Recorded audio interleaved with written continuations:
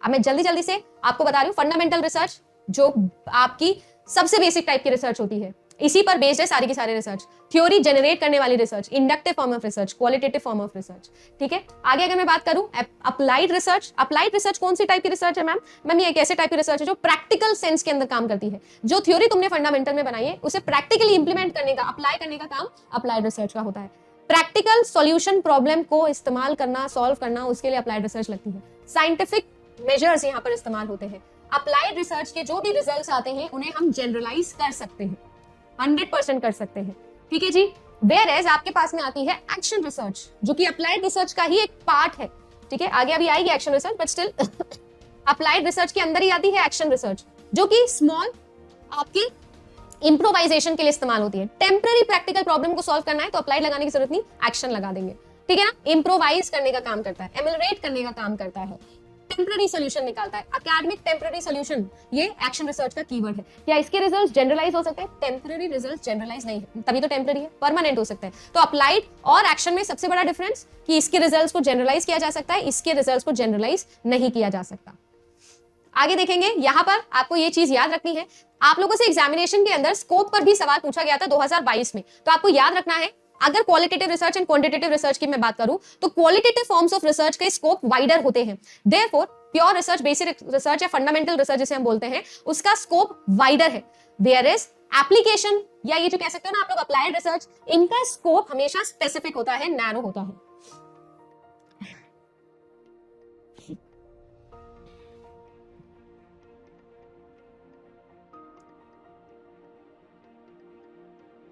Action, तुरंत action ले लेती है, हाँ बिल्कुल तुरंत। ठीक है, क्यूरोसिटी ड्रिवन कौन सी होती है, क्लाइंट ड्रिवन कौन सी होती है, ठीक है ना। ये आप लोगों की कैसे एनवायरनमेंट में होती है? हमारा पर्सनल एनवायरनमेंट होता है मैम, नेचुरल एनवायरनमेंट नहीं होता है। ठीक है, आपकी अप्लाइड रिसर्च हमेशा रियल वर्ल्ड सेटिंग्स के अंदर की जाती है।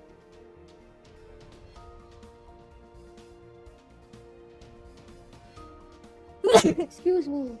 नेक्स्ट आती है हमारी इंडक्टिव रिसर्च और डिडक्टिव रिसर्च। इनके भी कीवर्ड्स पढ़ लो। देखो, जो चीजें ऑब्जर्वेशन से स्टार्ट होती है, फिर उस ऑब्जर्वेशन के बिहाफ पर आप कुछ पैटर्न ड्राइंग करते हो, फिर आप एक टेंटेटिव हाइपोथेसिस क्रिएट करते हो, फिर फाइनली थ्योरी जनरेट करते हो। तो ये जो बॉटम अप अप्रोच के साथ चलती है ना, बॉटम अप अप्रोच के साथ है, ये इंडक्टिव होती है। जैसे फॉर एग्जाम्पल आपकी ग्राउंडेड रिसर्च। यूजीसी नेट में भैया एनटीए को बहुत ज्यादा पसंद है, एनटीए ने भी टैटू बनवा रखा है ग्राउंडेड का, एथनोग्राफिक का, एक्सपोस्ट फैक्टो का और क्वाजी का। एनटीए को बहुत पसंद है ये चारों पांचों रिसर्च, हर बार पूछता है। तो याद रखिएगा, बॉटम अप अप्रोच के साथ में है, ऑब्जर्वेशंस किए, कॉन्सेप्ट बिल्डिंग के ऊपर काम किया है ना, ऑब्जर्व करके कुछ पैटर्न्स ड्रॉ किए, फिर एक हाइपोथेसिस बनाई और फाइनली एक थ्योरी बना ली। जैसे कि न्यूटन बाबा जी, याद आ रहा है क्या मैम? न्यूटन अंकल थे, पेड़ के नीचे बैठे थे, मम्मी ने डांट के भगा दिया था, फिर एप्पल गिरा था, फिर एप्पल से उनको लगा अच्छा यार ये तो भैया देखो सारी चीजें नीचे की तरफ ही क्यों गिर रही है, हर चीज जो फ्री फॉल होती है वो नीचे की तरफ ही क्यों गिरती है। फिर उन्होंने सबको नीचे गिरा के देखा, है ना, अपने भाई को भी गिरा के देखा था नीचे 4th फ्लोर से, वो भी नीचे की तरफ ही गिरा। तो ये जो सारी चीजें हुई, इससे इनको पता लग गया कि यार देखो बात ऐसी है कि कोई चीज ऐसी है, नीचे कोई एक ऐसा फोर्स है जो सबको अट्रैक्ट करा अपनी तरफ, और उन्होंने आपका ग्रेविटेशनल लॉ बना दिया। ठीक है, उसका जस्ट ऑपोजिट होता है डिडक्टिव, जो कि हमेशा आपको याद हो तो यूनिवर्सल से पर्टिकुलर की तरफ चलता है। सही बात है, थ्योरी है, उसके बिहाफ पर एक हाइपोथेसिस बनाई। देखो आपको अगर याद हो तो डिडक्टिव इन नेचर, इस पर क्वेश्चन भी आया था, है ना, इस पर क्वेश्चन भी आया था आप लोगों का, है ना। हाइपोथेटिको डिडक्टिव वर्ड यूज किया गया था, हाइपोथेटिको डिडक्टिव। जितनी भी ये वर्ड्स वाली रिसर्च आए उसमें सब में क्वांटिटेटिव के फीचर्स लगाया ना, बिना डरे।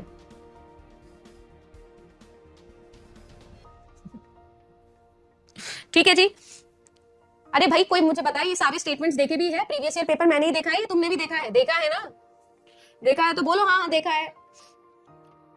हाइपोथेटिको डिडक्टिव, हाइपोथेटिको इंडक्टिव, क्वालिटेटिव के सारे फीचर्स लगा के आ जाने हैं। ठीक है, फिर ऑब्जर्वेशन, फिर उसके बाद में कंफर्मेशन। टेस्टिंग किसका मेन काम है? डिडक्टिव का काम है। ठीक है जी, तो एक है आप लोगों की डिडक्टिव, एक है आपकी इंडक्टिव। ठीक, एक्शन रिसर्च कर्ट लुईन ने बनाई थी, डिस्कवर का भी नाम वही, किसने डिस्कवर किया वो भी एग्जाम में आता है। अप्लाइड का फॉर्म है immediate problem, ameliorating problem, improvisation, temporary solution, सब कीवर्ड्स है, क्वांटिटेटिव इन नेचर है। ठीक है, और लोकल सेटिंग्स में होता है ऑब्वियसली। एक्शन रिसर्च जो होती है, एक्शन रिसर्च जो है उसकी एक साइकिल होती है जिसके शॉर्ट फॉर्म्स भी आप लोगों ने बनाए होंगे। एक थी, है ना, हमारे लास्ट बैच में थी एक, सबके शॉर्टकट बना देती थी, सबके शॉर्ट फॉर्म्स बना देती। तो वो वही शॉर्ट फॉर्म बना लो तुम भी। पहले प्लान करते, फिर एक्ट करते, फिर ऑब्जर्व करते, फिर रिफ्लेक्ट करते, फिर दोबारा से रीप्लान करते, फिर एक्ट करते, फिर ऑब्जर्व करते, फिर रिफ्लेक्ट करते। तो इस तरीके से plan, act, observe, reflect, plan, act, observe, reflect, ये जो सारी सीन होता है ये आप लोगों का एक्शन रिसर्च में इस्तेमाल होता है। आगे अगर बात करें हम लोग तो आपका आता है डिस्क्रिप्टिव रिसर्च। व्हाट का आंसर देना, प्रेजेंट सिनेरियो के अंदर चीजों को एक्सप्लेन करना, डिस्क्रिप्टिव नेचर। कोई भी वेरिएबल पे कंट्रोल आपका नहीं होता है। इसके सारे कीवर्ड्स मैंने आपको बता चुकी हूँ। ये बोथ इन नेचर होती है, जैसे एग्जांपल के तौर पे सर्वे लिखा है क्वांटिटेटिव होता है, केस स्टडी लिखा है क्वालिटेटिव होता है। अभी परसों के दिन ही, परसों नहीं, इसी वीक के अंदर आप लोग स्टार्टिंग का जो काउंटडाउन वीडियो था उसमें मैंने आपको इसके कीवर्ड्स भी बताए थे।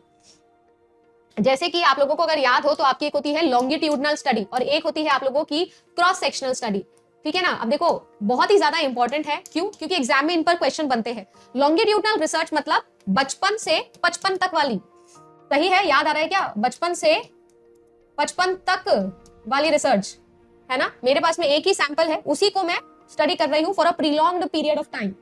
एक ही सैंपल को for a prolonged period of time मैं स्टडी कर रही हूँ।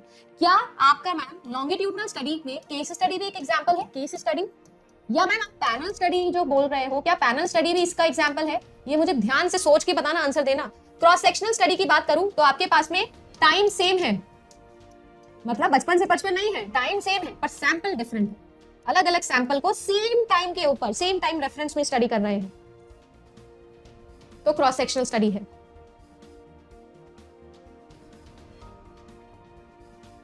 क्या कोहोरेट स्टडी, कोहोरेट स्टडी इसके अंदर आती है भाई। कोहोरेट स्टडी किसके अंदर? क्रॉस सेक्शनल में।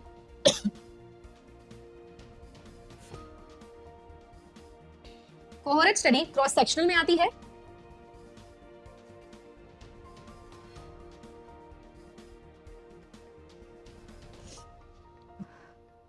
बताइएगा। ओहो, ठीक है। ऑब्जर्वेशन ये भी कैसा होता है? ये बोथ नेचर हो सकता है, क्वालिटेटिव भी हो सकता है, क्वांटिटेटिव भी हो सकता है। नहीं, ये भी क्या है? ये भी लॉन्गिट्यूडनल में ही आएगा मैम। कोहोरेट स्टडी भी लॉन्गिट्यूडनल में ही आएगा, केस स्टडी भी इधर ही आएगा, पैनल भी इधर ही आएगा। गुड, चलो very good. Comparative study, very nice. Comparative study किसमें आएगा? यहां पर आएगा, ठीक है। आगे चले, नेक्स्ट आ गया सर्वे। ऑब्जर्वेशन और केस स्टडी में क्या डिफरेंस होता है? In depth analysis case study, survey quantitative form of data चाहिए, quick form of data collection survey, सही। आगे बात करूं आप लोगों के लिए एक्सप्लोरेटरी, डिस्क्रिप्टिव और एक्सप्लेनेटरी, ये तीन चीजें हैं जो हमको फिर से समझनी होती है। भाई बात ऐसी है, एक होता है कॉज और एक होता है इफेक्ट। याद है क्या? एक शॉर्ट वीडियो भी बनाया था मैंने इस पर। भैया कॉज और इफेक्ट की स्टडी को ही क्या कहते हैं हम लोग? रिसर्च कहते हैं, या फिर इसी को हम लोग कहते हैं कॉजियलिटी, कि कोई इफेक्ट है आपके सामने, उसके अकॉर्डिंग आप उसका कॉज एनालाइज कर रहे हो, या किसी कारण की वजह से ही क्या आया होगा, कोई रिस्पॉन्स आया होगा, जिसको हम क्या कहते हैं? स्टिमुलाई और रिस्पॉन्स। मैम ये आपको अगर याद हो तो इंडिपेंडेंट वेरिएबल, ये मैम डिपेंडेंट वेरिएबल, राइट। ये क्या कहते हैं हम लोग? कॉजियलिटी, जिसको हम कहते हैं। अब बात ऐसी है कि इमेजिन करिए कि कोई इफेक्ट है जो हो चुका। भाई आप क्या कर रहे हो? इफेक्ट ऑलरेडी हो चुका और इसके बिहाफ पर आप कॉज निकाल रहे हो, है ना। आपके सामने प्रेजेंट में इफेक्ट है, ठीक है, और फिर इसका कॉज आप इमेजिन कर रहे हो, पास्ट में जाके कॉज को स्टडी कर रहे हो। तो ये कौन से में होता है? हिस्टोरिकल रिसर्च में होता है। नेचर में कैसी? मैम वैसे तो देखो ये बोथ हो सकती है, बट ज्यादातर हम इसको क्वांटिटेटिव में पढ़ते हैं। एक ऐसी रिसर्च जिसमें हाइपोथेसिस बनाने का कोई मतलब ही नहीं है। Reconstruction of the thought process, present में कुछ पढ़ रहे थे, भाई ये ऐसा क्यों हुआ था, ये पास्ट में जाके उसकी कॉज को एनालाइज कर रहे हो, स्टडी कर रहे हो। आप सिर्फ उसे स्टडी कर सकते हो, अपनी आज की थॉट प्रोसेस को रिकंस्ट्रक्ट कर सकते हो, चेंज कुछ नहीं कर सकते। हाँ वेरी गुड, इसमें इंडियन लॉजिक भी लगा दो तुम। एक्सट्रोनोसिस वेरिएबल इफेक्ट में नहीं आता है, बीच का आता है ये तो। Historical research, whereas imagine करिए कि प्रेजेंट में कोई चीज थी जो अकर हुई, अब मैं उसको स्टडी कर रही हूं इन ऑर्डर टू नो कि ये क्यों अकर हुई होगी। रेट्रोस्पेक्टिव स्टडी कर रही हूं तो क्या होगा? X post facto, x post facto, भैया मैम कोई काम है जो ऑलरेडी अकर हो चुका है, अब मैं कॉज को एनालाइज कर रही हूं, अब मैं यहां पर अपनी खुद का कॉज भी बना सकती हूं, एक्स पोस्ट फैक्टो, याद है। और एक होता है एक्सप्लेनेटरी, एक होता है एक्सप्लेनेटरी जिसके अंदर हम कॉजैलिटी को स्टडी करते हैं, कॉज कर करके देखते हैं कि भैया इफेक्ट क्या आ रहा है, और फिर उसके बिहाफ पर कॉज को स्टडी करते हैं, राइट, कॉज को स्टडी करते हैं कि अच्छा ये इसकी वजह से ऐसा हो रहा होगा, इसकी वजह से ऐसा हो रहा होगा। मैनिपुलेशन करते हैं इंडिपेंडेंट वेरिएबल में इन ऑर्डर टू ऑब्जर्व कि डिपेंडेंट वेरिएबल क्या आ रहा है, कॉज बार बार बदल के देखते हैं कि क्या इफेक्ट हो रहा है, कॉजैलिटी को पढ़ते हैं तो एक्सप्लेनेटरी स्टडी हो जाता है, ठीक है जी। इफेक्ट को स्टडी करते हैं तो हिस्टोरिकल रिसर्च, डिस्क्रिप्टिव रिसर्च, या फिर आपका एक्सपोस्ट फैक्टो रिसर्च जा सकता है। एक्सपोस्ट फैक्टो रेट्रोस्पेक्शन वाला, वेरी गुड, सीआईडी वाला एग्जांपल याद आ गया, सब रट के बैठे हो, मैं पढ़ाई की रही हूँ दोबारा रिसर्च जब सब रट लिया है तो। हाँ, इसी में दिया था सीआईडी वाला एग्जांपल, है ना जी। प्रद्युमन अंकल जी डेड बॉडी को देख के बोलते हैं ना खून बह रहा होता है कि अरे इसके नसों में तो खून है, ये क्या है, ये एक्सपोस्ट फैक्टर रिसर्च है, और उन्होंने इतनी इंटेलिजेंट चीज फाइंड कर ली कि अरे वाह इसकी नसों में तो खून है।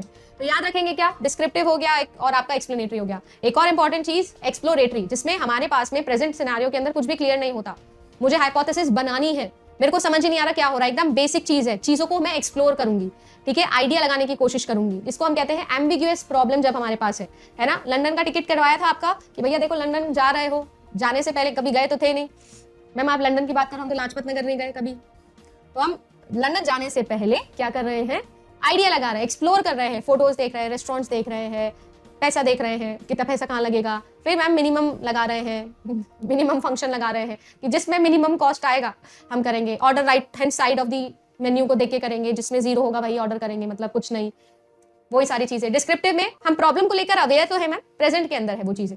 फिर एक्सप्लेनेटरी, हम प्रॉब्लम को खुद डिफाइन करें, हाइपोथेसिस को टेस्ट करें बना के बकायदा, एक्सप्लेनेटरी रिसर्च, ठीक है जी। कॉजल रिसर्च, एक्सप्लोरेटरी रिसर्च और आपका डिस्क्रिप्टिव रिसर्च, तीनों का डिफरेंस बता दिया, इसी को एक्सप्लेनेटरी भी बोलते हैं, एक्सप्लेनेटरी बोल रही हूं, ठीक है। इसमें हाईली स्ट्रक्चर्ड, इसमें अनस्ट्रक्चर्ड तरीके से काम हो रहा है बिल्कुल ही एक्सप्लोरेटरी में, और इसमें आपका डिस्क्रिप्टिव रिसर्च हो रहा है। एक एनालिटिकल भी होती है जो ज्यादा एनालाइज करता है चीजों को। मैम एनालाइज करना मतलब क्या होता है, किसी भी बड़ी सी प्रॉब्लम को छोटे छोटे सब पार्ट्स में कन्वर्ट करके फिर उनको अच्छे से समझता है और फिर कंक्लूजन निकालता है। Analysis and synthesis teaching aptitude में भी पढ़ा होगा। एनालिसिस वही चीज जो आप बहुत ज्यादा करते हो एग्जाम में, है ना, एनालाइज कर करके सत्यानाशा कर आते हो एग्जाम का, ये वही एनालिसिस है। तो एनालिटिकल रिसर्च भी आपको याद होनी चाहिए। अच्छा मैं आपसे अगर पूछूं कि एनालिटिकल रिसर्च जो है वो किस पर ज्यादा फोकस करता है, मैम वाई पर ज्यादा फोकस करता है, अज्यूम करता है, हाइपोथेसिस बनाता है, ये वाला काम यहाँ पर होता है, ठीक है जी। उसके बाद में experimental research, one of the most important type of research, you have to remember this type of research. Ma'am experimental research जो है वो आपकी cause and effect relation, causality को स्टडी करने के लिए होती है। Manipulation of the independent variable depending upon the dependent variable आप लोग करते हो। कंट्रोल वेरिएबल या फिर एक्सपेरिमेंटल ग्रुप, ऐसी चीजें होती है हमारे पास में, ठीक है ना। यहाँ पर मैम एक्स्ट्रोनॉशियस वेरिएबल पे हम कंट्रोल कर लेते हैं। क्यों कर लेते हैं एक्स्ट्रोनॉशियस वेरिएबल पे कंट्रोल, क्योंकि आर्टिफिशियल सेटिंग के अंदर ये रिसर्च आपकी मैम हो रही होती है, ठीक है। एक्सपेरिमेंटल रिसर्च के दो बहुत इंपॉर्टेंट टाइप्स है जिनसे एग्जाम में सवाल बनेगा, एक है ट्रू एक्सपेरिमेंटल और एक है क्वाजी एक्सपेरिमेंटल। क्वाजी मतलब होता है फर्जी, ठीक है, सूडो, जो चीज है नहीं बनने की कोशिश कर रही है, वानाबी टाइप लोग है ये, ठीक है। जैसे कल को मैं सुपरस्टार बनने की कोशिश करूं तो मैं क्वाजी पना कर रही हूं, फर्जी पना। तो भैया क्वाजी एक्सपेरिमेंटल क्या है आप लोगों का, एक ऐसा चीज है मैम जो एक्चुअली में है नहीं एक्सपेरिमेंटल पर दिखाता है कि मैं एक्सपेरिमेंटल हूं। यहां पर असाइनमेंट ऑफ द पार्टिसिपेंट जो होता है वो नॉन रैंडम होता है। पॉपुलेशन कैसी है, नॉन रैंडम तरीके से असाइंड है। वेयरएज ट्रू एक्सपेरिमेंटल के अंदर पार्टिसिपेंट्स, एक्सपेरिमेंटर्स सारे के सारे कैसे हैं, रैंडमली असाइंड होते हैं, रैंडमली असाइंड होते हैं सारे के सारे लोग, ठीक है जी। आपको ये चीज याद रखनी है कि यहाँ पर आपकी ब्लाइंड स्टडी और नॉन ब्लाइंड स्टडी से रिलेट करके सवाल पूछा जाता है। याद रखना क्वाजी एक्सपेरिमेंटल, क्योंकि ये फर्जी बना कर रहा है, चीटिंग कर रहा है, सुडो है, तो यहाँ पर आपके जो पार्टिसिपेंट्स हैं वो ब्लाइंड नहीं होते हैं। पार्टिसिपेंट्स को पता होता है कि मैं कंट्रोल ग्रुप में हूं कि मैं एक्सपेरिमेंटल ग्रुप में हूं, ठीक है। दूसरा, यहाँ पर क्योंकि रैंडम असाइनमेंट है तो पार्टिसिपेंट और रिसर्चर दोनों को ही नहीं पता होता है कि कौन तो इंडिपेंडेंट है कौन डिपेंडेंट है, इसीलिए डबल ब्लाइंड होता है। डबल ब्लाइंडेड स्टडी होती है प्योर, या फिर आप जिसको ट्रू एक्सपेरिमेंटल कहते हो। देखो अगर मैं यहाँ पर बात करूं तो ट्रू एक्सपेरिमेंटल से इंटरनल वैलिडिटी बहुत हाई होती है, वेयरएज अगर एक्सटर्नल वैलिडिटी की बात करूं जो ये कहती है कि सैंपल का जो रिजल्ट आया वो ज्यादा से ज्यादा लोगों तक जनरलाइज कर दो, तो ये जो टाइप की स्टडी है ये आपकी कैसी है, एक्सटर्नल स्टडी को एम्फसाइज करती है, ठीक है। Quasi experimental. ठीक है जी, यहां से डायरेक्ट सवाल बनता है, कृपया करके याद रखिएगा। कोहोरेट स्टडी प्रोसीजर्स ट्रू एक्सपेरिमेंटल में आते हैं। क्लिनिकल रिसर्च जितनी भी होती है सबकी सब ट्रू एक्सपेरिमेंटल में ही आपके लिए आती है। ठीक है जी, अगर इमेजिन करिए कि मेरे पास में एक्सप्लोरेटरी हाइपोथेसिस है तो मैं कौन सी रिसर्च में हूं? क्वाजी एक्सपेरिमेंटल में हूं। ठीक है, ये आपकी आर्टिफिशियल सेटिंग्स में नहीं होती, नेचुरल में होती है। फिर एक और आती है नॉन एक्सपेरिमेंटल, जो कॉजैलिटी के ऊपर काम नहीं करती है। ठीक है जी, देन एक्सपोज्ड फैक्ट तो मैंने बता ही दिया, ये क्वाजी एक्सपेरिमेंटल रिसर्च के नाम से भी जानी जाती है। बस यही सबसे इंपॉर्टेंट क्वेश्चन यहाँ पर बना है। मैनिपुलेशन यहाँ पर पॉसिबल है नहीं, क्यों? क्योंकि इफेक्ट होने के बाद आप उसे स्टडी कर रहे हो, रेट्रोस्पेक्शन कर रहे हो। सीआईडी वाला एग्जांपल यहाँ पर लगा है। ये कैसी नेचर होती है? क्वांटिटेटिव इन नेचर होती है। ठीक है, हिस्टोरिकल रिसर्च बोथ होती है, data collection, criticism of data, presentation of fact, reconstruction of the thought process के लिए होती है। ये बोथ नेचर में होती है, बट ज्यादातर इसको हम क्वांटिटेटिव में ही कंसिडर कर लेते हैं। एक और क्वेश्चन जो यहाँ पर पूछा जाता है कि हाइपोथेसिस यहाँ पर रिक्वायर्ड है या नहीं है, तो याद रखिएगा हाइपोथेसिस यहाँ पर रिक्वायर्ड नहीं है। ठीक है जी, और क्रॉस सेक्शनल लॉन्गिट्यूडनल बता दिया। इसके अलावा कोरिलेशनल रिसर्च अच्छे से पता ही होगा। कोरिलेशन क्या इंडिपेंडेंट वेरिएबल और डिपेंडेंट वेरिएबल, यानी या कॉज और इफेक्ट, क्या आपस में ये दोनों एक दूसरे से रिलेटेड हैं? क्या ये दोनों एक दूसरे से रिलेटेड हैं? ये चेक करने के लिए हम लोग कोरिलेशनल रिसर्च करते हैं। कोरिलेशन टेस्टिंग एक तरीके से दो वेरिएबल्स के बीच में क्या कोई रिलेशन है या नहीं है, इसके लिए किया जाता है। कोरिलेशनल रिसर्च जो होती है वो आपकी 3 तरीके के आउटपुट देती है, या तो -1 या 0 या फिर +1। 0 का मतलब कि कोई भी कोरिलेशन नहीं है, -1 और +1 का मतलब होता है positive correlation and negative correlation. अगर मैं इंडिपेंडेंट वेरिएबल की वैल्यू बढ़ाऊं या घटाऊं तो डिपेंडेंट वेरिएबल की वैल्यू भी बढ़ेगी या घटेगी, है ना? दोनों या तो एक साथ घटेंगे, दोनों एक साथ बढ़ेंगे। इसे हम कहते हैं पॉजिटिव कोरिलेशन। और जब मैम ये एक दूसरे के ऑपोजिट डायरेक्शन में मूव करे, एक को बढ़ाने से दूसरा घट जाए, दूसरों को घटाने से पहला बढ़ जाए, तो इसे हम कहते हैं नेगेटिव कोरिलेशन। कोरिलेशन रिसर्च जो होती है या कोरिलेशन जो होता है वो बाइवेरिएट होता है। वेरी गुड, वेरी गुड, है ना? ये बाइवेरिएट होता है, तो ये चीज याद रखनी है। दूसरा, कोरिलेशन आपको 2 तरीके से आप क्या कर सकते हो, किन्हीं भी चीजों के अंदर कोरिलेशन टेस्टिंग लगा सकते हो। आगे एथोनोग्राफिक रिसर्च में आ जाए। एथोनोग्राफिक मैम ये बहुत पसंद है, बताया था ना, एनटीएनएस का भी टैटू करवाया था। एथोनोग्राफिक मतलब एथेनो की स्टडी करना, है ना? एथेनो मतलब मैम ग्रुप। कैसा ग्रुप? कल्चर। मैम यार आप एक बात बताओ, या आप हर बात में ग्रुप ग्रुप ग्रुप ले आते हो, डिफरेंस कैसे करें? डिफरेंस कैसे करें? कैसे करें अभी कर देते हैं। एक आता है कोहोरट, ठीक है, ये भी होता है ग्रुप, पर ये कौन सा ग्रुप होता है? ये होता है क्लिनिकल ग्रुप। ठीक है ना, क्लिनिकल, जो सेम तरीके से हम क्लिनिकल टेस्टिंग के अंदर यूज करते हैं, उनकी ग्रुपिंग करना। यहाँ पर हम 2 तरीके के कोहोरट्स बनाते हैं, ग्रुप्स बनाते हैं। क्या हुआ?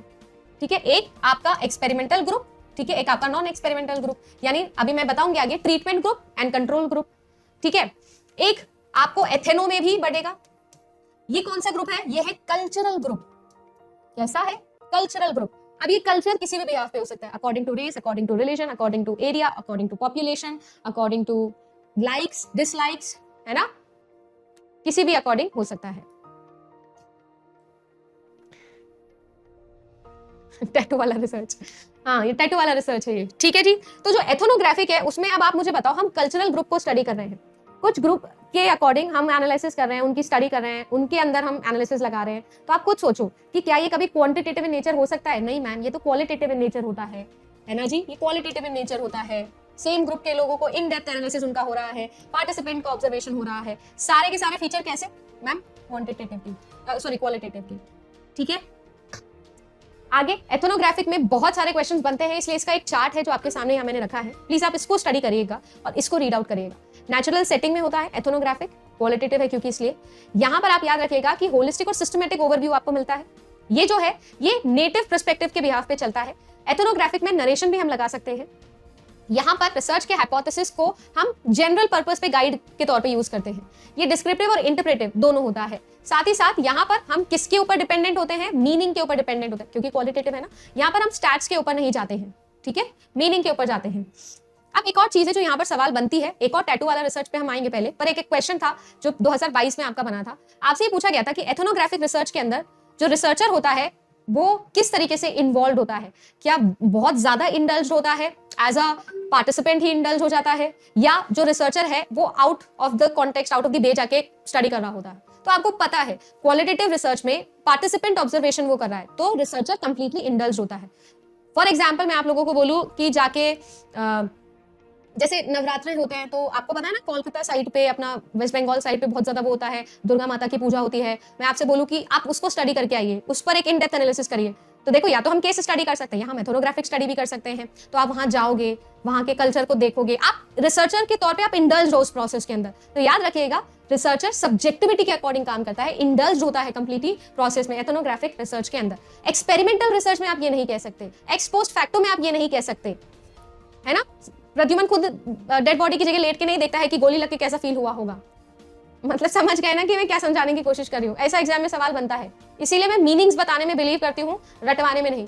ग्राउंडेड, एक और टैटू रिसर्च आपको पता है, ग्राउंडेड रिसर्च कैसी होती है, इंडक्टिव इन नेचर होती है, क्वांटिटेटिव इन नेचर नहीं, क्वालिटेटिव इन नेचर होती है, सोशल एक्सपीरियंसेस के अकॉर्डिंग चलती है। यहाँ पर आप लोगों का कांस्टेंट कंपैरिजन होता रहता है, कॉन्सेप्ट बिल्डिंग चलती रहती है।